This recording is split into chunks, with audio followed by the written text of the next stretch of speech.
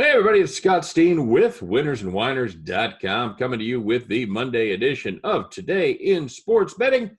I'm joined, as always, by my co-host, partner in crime, all the way from the Long Island up there outside New York City. It is Scott Reichel. Scott, what's up, buddy? Nothing much. I know that I kind of left you out to dry to do a couple videos by yourself over the weekend. Oh, it was a nightmare. What a nightmare. What a nightmare. You talk about NFL all by yourself. I know. I'm proud of you, though. You made it through. I did. Yep, I was, as all of you can tell from the questionable audio from the last couple of videos I made, I was not in New York. I ended up traveling with some friends to Pennsylvania. So I had a makeshift studio that I made up on the fly, and overall I think it worked out pretty well. But I'm back, and hopefully we end up making some money this week. Good. How are your picks that you did on the videos? Oh, they were fine. I can't say that they were overly great. I know that I lost on Friday night. I got the Hornets at -4 against the Grizzlies. I lost outright. Ended up closing like 4.5, and then I gave out the – what I gave out? I gave up the Jets, and I gave out Derrick Henry over 120.5 rushing yards. And I think Henry had about 4,000? Yeah, I think he had about 2,500 yards yesterday. It's good I don't know where he ended up. Did he end up like 230 or so, somewhere in that neighborhood? I think it was a little bit less, but I know that he needed about 223 to get to 223 to get to 2,000. I know he got to 2,000. So I'm pretty sure he finished around like 235. I was gonna say he didn't miss 230, 240 by much. That was an incredible performance, and Tennessee just about pissed it away. They tried their hardest. Cody Parkey's been trying to doink it through the uprights for years. The single doink, he finally hit it, Scott. Mm-hmm. It's a beautiful thing. Anything surprise you about the football playoffs? Anybody there that you didn't expect? Anybody not make it that you expected? Well, I know going into the year, I personally did not like the addition of the 7th team into the playoffs. I thought it was fine the way it was. I didn't think you needed to add the 2-seed play in the opening weekend. And I know that people are going to talk about it because they're all going to be talking about how the Eagles ended up benching their starting quarterback in a one-possession game late in the second half. But truth is, I don't even care about that. My question for you is, the Bears are really 8-8 and they made the playoffs? Are you serious? The Bears? That's right. That's your 7th team for you right there, buddy. Do you think they're a playoff team? Well, I think they are because they got a playoff game scheduled next week, so they must be. Fair enough. It's just, I don't know. Actually, the Bears team has been playing for the last, 4 or 5 weeks? Yeah, that's a playoff team. Yeah, that's fair. Just a matter of looking at it. The issue that I had with adding more teams, that I just felt like the actual product might be a bit watered down because you're forcing in a couple of teams that might not be worthy of actually, competing on a certain level. Do I think Chicago has much of a shot against New Orleans? Well, New Orleans chokes in the playoffs every year, so maybe, but in reality, probably not. You wouldn't think so. So it's a matter of, don't get me wrong, props to the Bears for, I don't know, most likely keeping Nagy for another year. So and maybe Pace. So yeah, congrats to you, who's the real winner long term. But still, it's just a matter of the Bears definitely. I think everyone expected once they lost. I forgot what they ended up losing in a row, 5 in a row, 6 in a row at some point in the season, that they were dead to rights. I'll give Trubisky props. He rallied the troops. What do you do with Trubisky now? They opted out of his 5th year. What would I do, or what do I think they're going to do? Well, let's go with both. Maybe they're different things. I would either let him walk or trade him. I still don't think he's very good. I know that he looked pretty good over the last couple of weeks, but they also played against some really, really weak competition.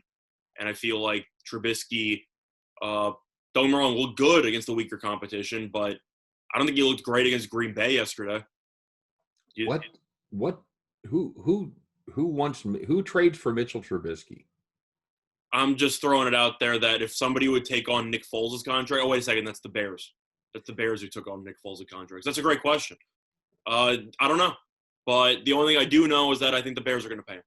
Yeah, I think they are too. I think they're going to have to because obviously Foles isn't the answer.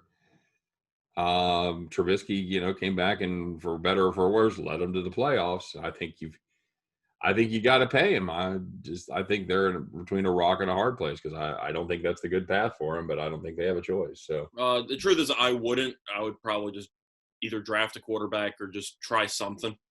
But I think they will sign him because they're going to feel like, well, we traded all the draft capital, and he made us look smart for about 3 weeks. So, yeah, let's do it. I think they're going to bring him back. Maybe signing to a short deal or a non-guaranteed deal, draft a quarterback anyway. I also don't know what the market is for Trubisky. That's what I'm saying. I mean, I don't think it's much. I don't think it's not even just trading. I just mean from a free agent contract perspective. I don't know. I don't know how you give him $30 million. No, you can't. I think the ceiling for Trubisky, and I say ceiling pretty loosely because of what the going rate is for quarterbacks. I don't even know, $20 million. Yeah, I mean that would seem to be it, but I don't know if you can get away with that. I still wouldn't even pay him $20 million. I wouldn't want to be the Bears. Wouldn't want to be Bears fans, especially if he wins a playoff game. Good Lord.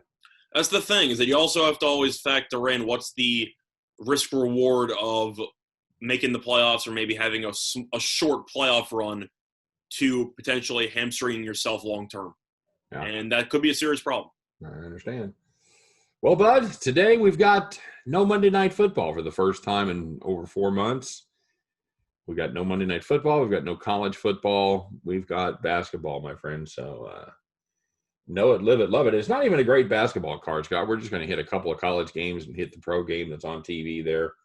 Talk about anything else that stands out to you that you want to talk about. But so let's talk about I guess there's just really two main college basketball games of the day. And, of course, that first one's going to be Maryland at Indiana. Indiana -5. And 136 is your total. That is a 8 p.m. Eastern start time. Big Ten basketball, Scott. You love it?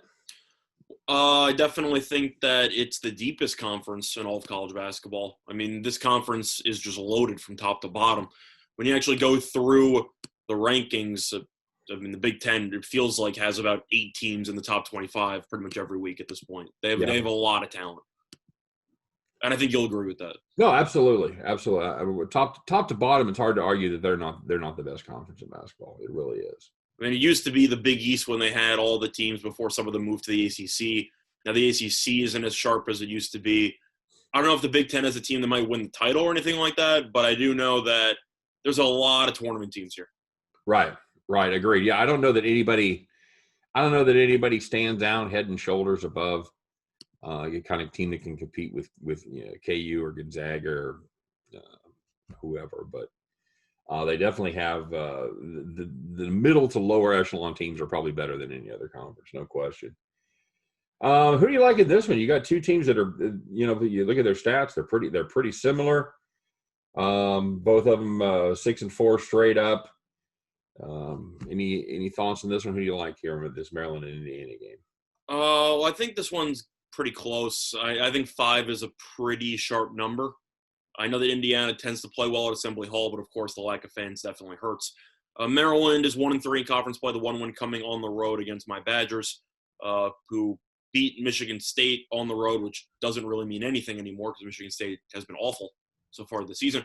Who is the best team in this conference, by the way? Right now? Yeah. I think it's that. I really think that even though Iowa is 9-2, right, I really think it might be Michigan. This Michigan team's really, really good. Not Wisconsin? No, hell no. Hell no, not Wisconsin. Don't get me wrong. I root for Wisconsin, even though, watching them play is like watching paint dry. That team just does it. I'm not a big guard fan as a coach. I think that team doesn't – maybe it's just the offensive system, but they just struggle so hard for their baskets for all 40 minutes. It doesn't flow, and that's a serious problem because if they're missing shots on the outside, they're basically screwed. Right. Michigan with Juwan Howard, that team looks very good offensively. I like Illinois, but I do think that team is a little bit flawed defensively. The team has some issues. Iowa the same way, very talented, but also flawed defensively. I think Rutgers is tremendous. Yeah, very underrated team. So I think Rutgers has serious Sweet 16 potential. Like, I think that team's really good. And their loss over the weekend was against Iowa by 2. I mean, it's very close. I think Rutgers is very good, but I think Michigan right now has looked like the most consistent team in that conference. Yeah, this is an Indiana team that's got they've flashed some potential, but man, they've got some bad losses. They've got a 22-point loss to Texas. They've got a 7-point loss in Northwestern where they were 9-point favorites.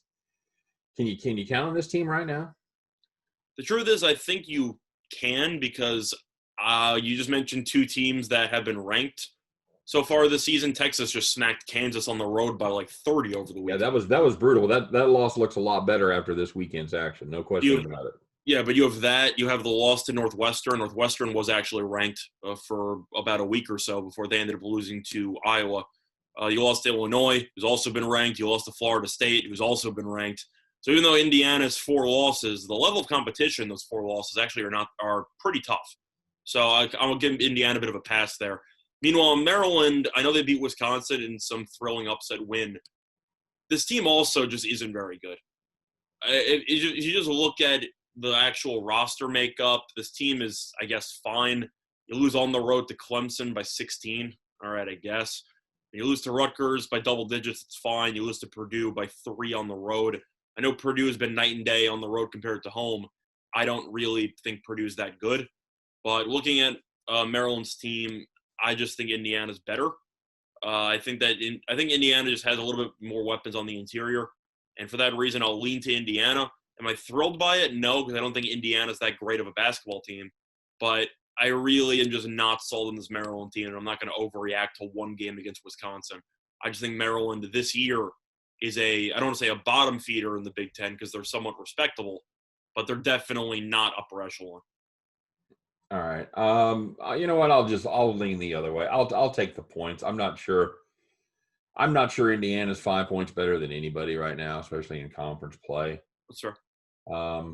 Without, if you had fans there in Assembly Hall, might be a different situation. I'll give a slight lean to the Terps, mainly just to be a contrarian. Any thoughts on the total?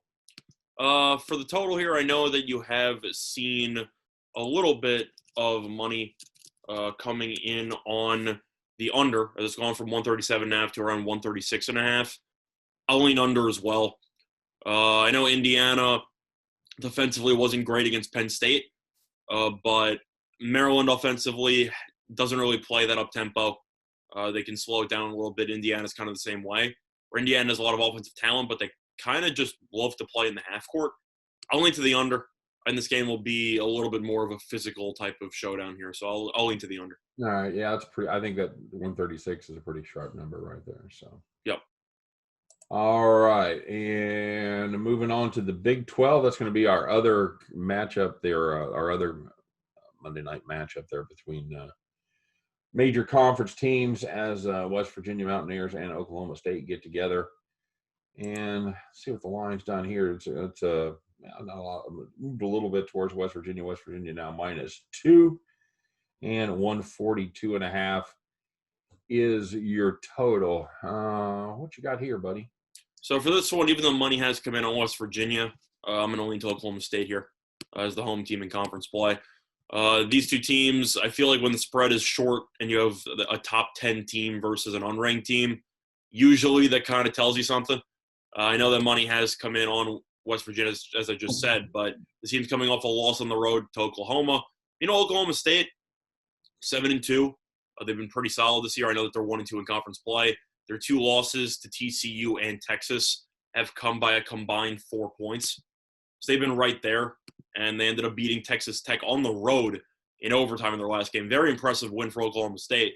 But the thing about West Virginia, you know that they love to press, and you know that the key to beating a press is a very good guard. And there really aren't many better guards in college basketball than Cade Cunningham, as he's the projected number 1 pick in the upcoming NBA draft. So for that reason, I'm going to lean to Oklahoma State. I was impressed by the performance against Texas Tech. West Virginia's off the loss. You know that Huggins' teams usually have a little bit of a lull at some point in the middle of the year in conference play. They'll lose like 2 conference games in a row, something like that, and they'll fall in the rankings. But anytime that you can face a press with arguably the best guard in the country, I got to like your chances. I'm going to lean to Oklahoma State. Yeah, I'm with you. This is a West Virginia team that's not quite up to the level of some of the teams in the past. They really haven't quite worked out the whole press Virginia thing yet. And traditionally, these are pretty bad teams on the road, and this year is no exception. They're 0-3 against the number. They're 6-18 last 3 seasons against the spread on the road. Again, yeah, playing a very, very good West Virginia team or Oklahoma State team here with a good guard play. And that is the key. Like you said, you got to have at least one good guard, preferably two good ones in the backcourt there to advance the ball out of that spread or out of that press, rather. So I'm with you. Again, I think it's a pretty good number. I think there's just a little bit of meat on the bone there as far as catching two. I like being at home getting 2 points here. I think wrong team's favored here. Yeah. So I'll take Oklahoma State plus the 2 points, as you will you. Any thoughts on the total? It's going to be a grinded out game, Scott. Or are we going to go up and over that 142 and a half? Well, I know that money has been on the under. I know that there are some injury question marks for both teams. I'm actually going to lean to the over here at 142 and a half. Oklahoma State seems to be – it makes perfect sense because they have good guard play that they're fine with going up and down. West Virginia, loves to typically try to speed up the pace of play a little bit with the press. The question is, do I see both teams potentially getting into the 70s? I think yes. So for that reason, I'll lean to the over. Okay. All right. Very good. You have any thoughts on that? Yeah, I think small lean to the over when you beat the press. It tends to, like I said, speed up the possessions, get you good looks once you get past midcourt. A little less likely to play a plodding half court style once you beat that press. So yeah, I'm with you. I think both teams in the 70s seems reasonable. So yeah, small lean toward the over there as well. All righty. So anything else in the college cards get your attention you want to talk about? San Diego, State, Colorado State, anything else? Yeah, I don't really have anything official on the card yet. The truth is I was actually looking through the card in the NBA and college basketball for potential play of the day. One game I am potentially interested in is the San Diego State game against Colorado State. This team played over the weekend. Colorado State won by 3. However, San Diego State led by 26 in the game. Yeah, it was a game of 3 different runs as Colorado State put together like a 13-0 run, a 19-0. It was bizarre. Correct, but San Diego State was up 26 at some point earlier in the game. Right. I think that they'll probably cover the 8 here. I think Colorado State ended up pulling off a massive comeback. I think you can agree that San Diego State's going to be pretty bothered. They let one slip through their fingertips. I think San Diego State comes down and probably smacks them. Yeah, I was kind of the same way. I think the Rams used up all their mojo there, going on those 3 huge runs to upset the apple cart there against the Aztecs. I think they can get back and cover that number as well. Yep. All right. So we're going to talk about the NBA game that's on the telly there, Scott. We've got just one NBA game tonight. It's the battle for the great state of Texas as the Dallas Mavericks travel to Houston to take on the Rockets. Rockets right now as they stand, I've got it at 4. Let me see if that's been – yep, still standing at 4 and 228. Man, I want to believe in these Mavericks, but I'm not quite there yet. What do you got? Well, I know that this team ended up playing yesterday. They lost to the Bulls, but I'm assuming that since they're playing a back-to-back and Doncic did not play the first game, I'm assuming that he's going to be back in the lineup for this one. Not official, though, so keep that in mind because if Doncic is out, they are basically screwed because, of course, he's Luka Doncic. But looking at this actual matchup here, yeah, I know Harden's questionable. Porzingis, of course, is out. Doncic is also questionable, so keep that in mind. I'm going to lean to Houston, though. I know Houston so far this season is 2-2. Both wins coming against Sacramento at home. Dallas has been very, very just Jekyll and Hyde, just very, very inconsistent. And the truth is, Houston might have had a lot of drama during the offseason. Questions about Harden wanting to be there, stuff like that. This team has actually looked pretty good, especially with John Wall back in the lineup. Christian Wood's turned into a very solid big man after they paid him a decent contract during the offseason. He's been very good. Houston just seems to have a big 3 right now that I actually do like. Boogie Cousins, I don't think that's going to work out. Boogie just doesn't look good at all. But Christian Wood looks very good. Harden has looked great. And even John Wall still looks like he has some explosiveness ever since he came back. Meanwhile, Dallas has Doncic, and a bit of Jalen Brunson, I guess. Like they just they just don't have enough offensive firepower for me. So I'm going to lean to Houston. Yeah, Hardaway's their second leading scorer, so that's not a good sign right there at all. You know, I hate to do one NBA game and not take a position on it, but honestly, Scott, without knowing the status of Harden, Yeah, you really can't talk about it, but since we are for the sake of it, assuming that both Doncic and Harden play, right? I'll lean Rockets because I just think that they're a better team right now. And if one superstar sits out and the other one plays, are you going to just automatically fade the team without their superstar? I think you kind of have to, right? Yeah, I'm with you. So that's the caveat we'll put on this. We're going to discuss this game as if both those guys were going to play. If one of them doesn't, then obviously we're going to go ahead and take advantage of that and play the other side. I'm with you. I don't. This has been a real Jekyll and Hyde Mavericks team. You just really don't know what you're going to get. Kind of the hallmark of a young team with being led by a young star. You don't know whether you're going to beat the Clippers by 50 or lose to the Bulls by 10. So, yeah, I don't know what we've got here with this team. I do know they're off on a 3-game road set, like you said, playing back-to-back. Doncic didn't play last night. Got to assume he's going to be in tonight. I wish Porzingis could play. I wish Porzingis could stay healthy. It would have been nice to see what kind of career he could have had, but it looks like he's going to be one of those guys that just is constantly on the injured list, and it's a shame. That would be a fun team to watch with him involved.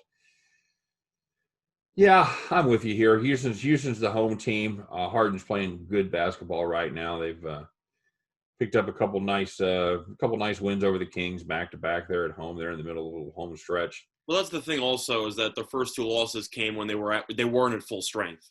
So Right. They were also down a couple of players because of the COVID outbreak early in the season. So even though they lost to Portland by 2 in overtime and they lost to Denver by 13, they were pretty shorthanded for those. But they are undefeated at home. Dallas so far this season is 1-3 on the road, both straight up and against the number. So for me, yeah, I kind of just got to lean to Houston because I just don't think Dallas has enough offensive pop. Okay. Yeah, very good. This is a Houston team that's won the last 2 meetings between these 2 squads. I'll go ahead. They've just been more consistent so far for me. I think we're getting a pretty good price there at 4. I will, assuming Harden plays, I'll go ahead and lay the Rockets minus the 4. Any thoughts on the total? For the total here, once again, it depends on the stars. I'm going to lean to the over. I know that Dallas has played good defense occasionally. Right. They held Miami to 83 points, I guess, which Right. I'm not really sure what happened there. But for the most part, this team seems to be going over a decent amount. I know that the Lakers game, they gave up 138. Played Chicago yesterday up 118. I know Doncic didn't play, but it's not like Doncic is a great defender anyway. Yeah, that's not going to really help you in the defensive side. He had 118 to Charlotte as well. I don't think this team is very good defensively. And Houston, as you can tell, they're definitely an offensive juggernaut. You look at 3 of their games, and the 3 of their games have gone over 234. Right. So based on that, Houston just seems to be playing an offense-only type of performance. I know the last game was a dead under at 102-94. That was also the immediate rematch. So both teams just had film on each other, and I'm assuming that they both just prepared well for the sets, stuff like that. So for me, I'm going to lean to the over. With Houston playing and with Dallas's inconsistent defense, would it shock you if Houston went for like 130 in this game, 120-something? Probably not. Yeah, that's really going to be the question for me is what kind of defensive effort Dallas is going to make and what they're going to be able to put up offensively. Houston offensive was great. So yeah, I definitely worry about a team that's given up 118 to the Bulls and 118 to Charlotte. Those two trouble me a lot more than giving up 138 to the Lakers. Correct, but I'm just throwing it out there that this team defensively has been disastrous at times. Yeah, absolutely. So I'll lean over. All right. Yeah, that'd be a small lean for me. I'd probably lean just a little bit the other way. I think one of these teams is going to disappoint us offensively. I'm not sure they'll make up by playing bad enough defense. So okay. I'll give you a small fade there as far as the total goes, but not much. I like the side much better. All right, fair enough. All right. Any final thoughts on the NBA card? Anything else stand out you want to talk about? Not really. I know once again the important thing about the NBA is to just try to follow the injury reports because some of the stuff comes out a couple hours before tip. Right. I know Curry had 62 last night. Now they're underdogs against Sacramento. They're underdogs against Sacramento. So let's just say that the markets aren't exactly overreacting to that one performance by Curry. But it was a pretty nice performance. Getting that after 62. He picked a bad time to make threes. I know you've been backing him on a couple of prop bets with his 3-point shooting. And he's been off, and I didn't touch it. yeah. Lillard made some comments about him during the weekend about how it's hard to find his shot now that he's not on the super team. Basically, is what he said. Just reading into it, breaking it down, and then he got 62 dropped on his head. So probably one of your all-time backfires. Yeah, not good. All right, my friend. Well, there you go. That's our basketball show for today. And we'll be back tomorrow to talk about. You know what's going to be, Scott? Basketball again. Going to be some more basketball. That's right. We've got a little bit of time before the NFL comes back, and even more time before the national championship game there in college football. In the meantime, we'll be getting our basketball chops. And I know you're always watching a ton of college basketball. I don't usually switch gears until right about now. So I've been watching the bowl games pretty much entirely as well. So I've been keeping busy. I kind of took a lot of points over the weekend. Worked out pretty well, so I can't really complain. All right, very good. All right, everybody, we appreciate you watching today. And, of course, if you're looking for additional information to what we've given you here, any of these games, don't forget to stop by and check out winnersandwhiners.com, your one-stop shop for all things sports betting, deep dives into every game every single day. Winnersandwhiners.com, always there, always free. Check it out, won't you? Now, for myself and for Scott Reichel, for all of us over here at Winners and Whiners, appreciate you guys stopping by today. Couldn't do it without you. Hope everything works out for you today. Hope every one of those tickets in your pocket turns into cash money back at the window. Guys, take care. Have a great day. And we will see you tomorrow on Today in Sports Betting. Take care, everybody.